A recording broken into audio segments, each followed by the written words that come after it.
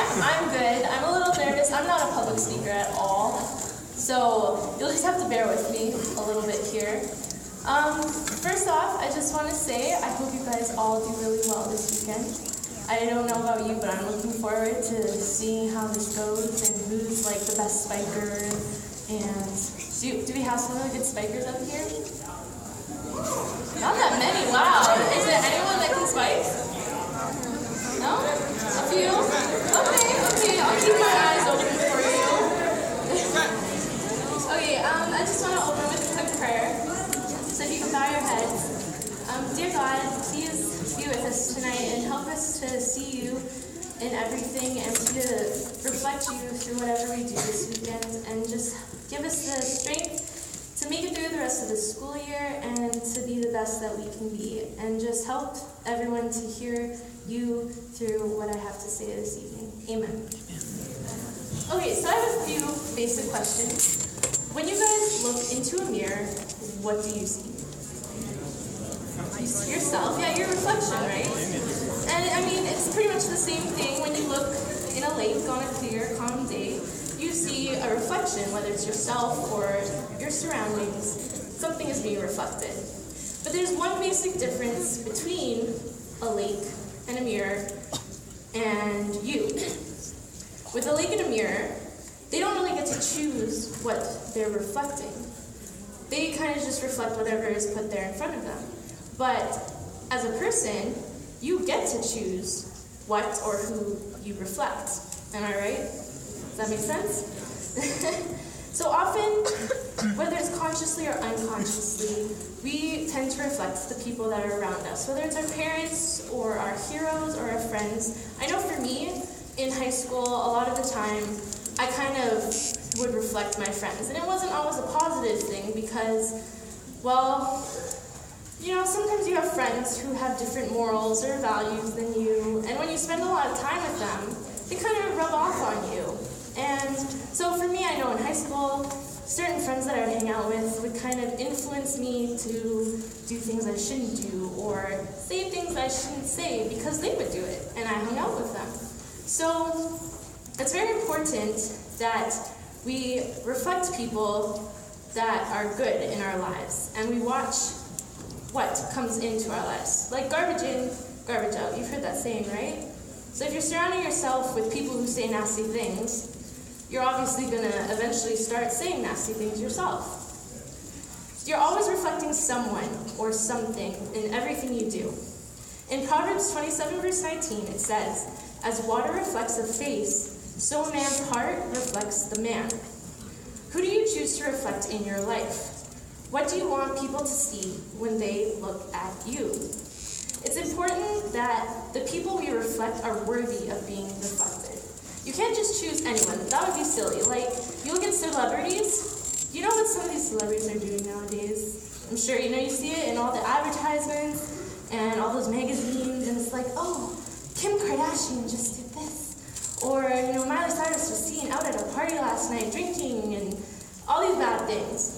But so often, we look up to these people, and it's not necessarily the greatest thing, because sometimes even we don't see the bad that comes out in people until it's too late. Like, we have a lot of politicians. These politicians will say things and they sound amazing. Next thing you know, they're on the news because they were in some big scandal. And you're just like, what happened? They were obviously putting garbage in, and then eventually putting that garbage back out. It's the same with athletes.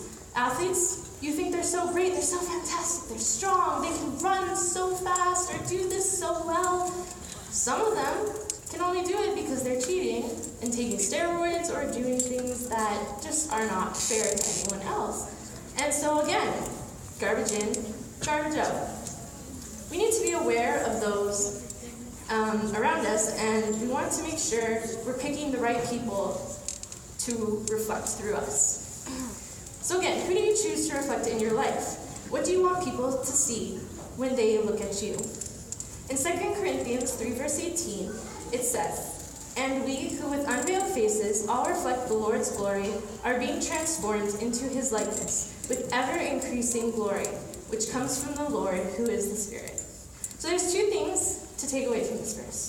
First, we're reminded that God is at work in us, and he's trying to make us reflect the glory of Christ prominently. Have any of you guys been to Mount Rushmore ever? A couple of you? Yeah, it's pretty cool, right? And you've got to wonder, how did anyone make such an amazing piece of art?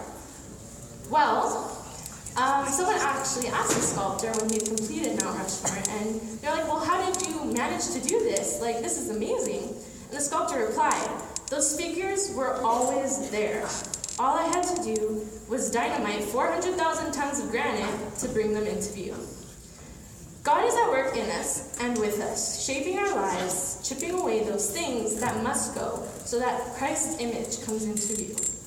His image is in us, just like the sculptor of Mount Rushmore said, it's there. Sometimes, though, you just have to chip away and get rid of all that crap and gunk that's surrounding it so that the image can appear. The second thing to take away from this verse is that it says we are meant to reflect Christ. We're meant to. We're supposed to. When people look at you, are they seeing him? Are you reflecting Christ? Sometimes it's like when you call yourself a Christian, but then you go out and you do things that not many people would consider Christian-like, or you start saying things that wouldn't be considered Christian-like or follow the values of a Christian. It's kind of like a water bottle. So if you have a water bottle, and it even says on the label, water, when you unscrew it and you're going to drink it, you expect it to be water. But imagine if in that water bottle, as soon as you drank it, it was juice. How does that even happen?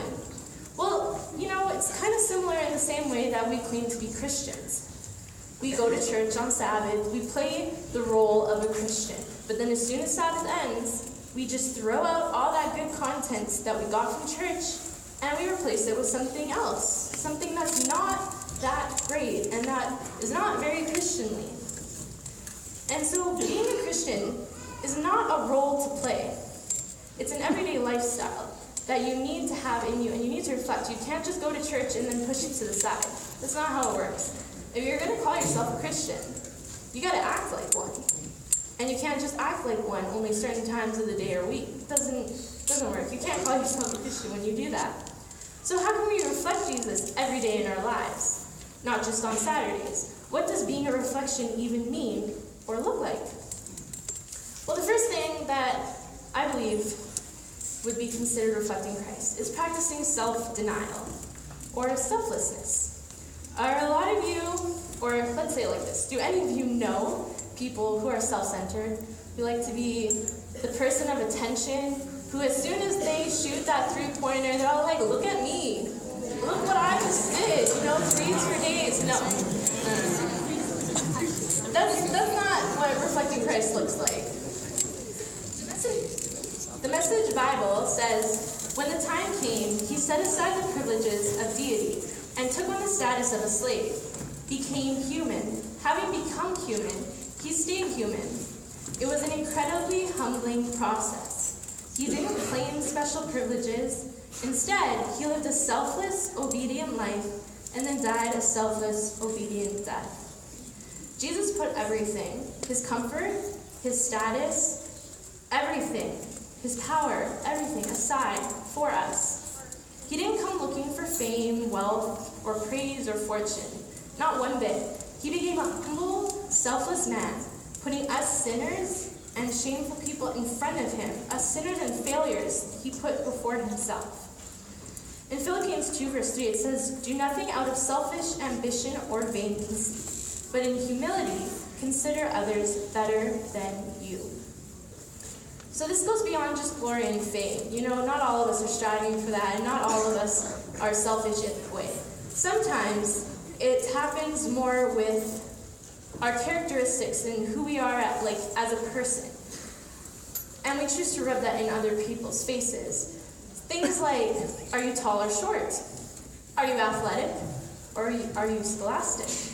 Are you male? Are you female? Are you black? Are you white? Are you brown? Are you any of the color of the rainbow? Some of us forget that it doesn't matter.